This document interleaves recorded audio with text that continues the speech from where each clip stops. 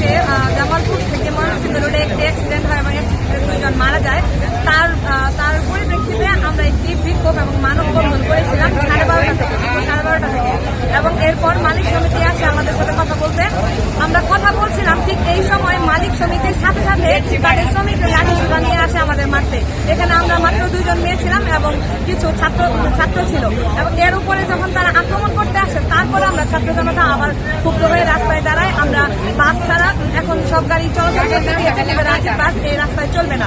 রাজীব বাস যদি চলতে হয়, রাজীব বাসের ফিটনেস নিয়ে আসতে হবে, রাজীব বাসের ড্রাইভারদের দক্ষ করে আনতে হবে এবং তাদের স্টাফগুলো আছে তাদের নমনীয় ব্যবহার শেখাতে হবে, কারণ তাদের ব্যবহার খুবই খারাপ।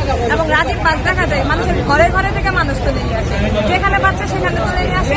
তোলার পরেও যেটা হয়, আমাকে যদি ঢাকা যাওয়ার পর একজন যাত্রীকে আগে করতে, একজন যাত্রীকে পরে করতে, কিন্তু যেই যাত্রীটাকে নিরীহ পায় সেই যাত্রীর থেকে ভাড়া বেশি নেই, এবং যে যাত্রী একটু কথা বলতে পারে তার থেকে কম নেই। জনগণের তাহলে তো সম অধিকার হলো না।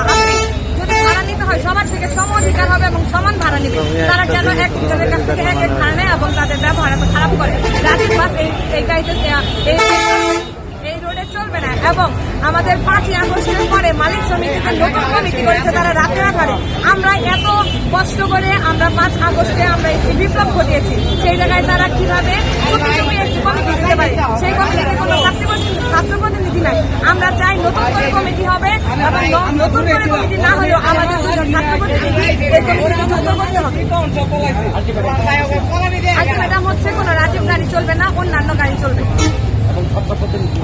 এবং 2 জন ছাত্র প্রতিনিধি মালিক সমিতিতে যুক্ত করতে হবে।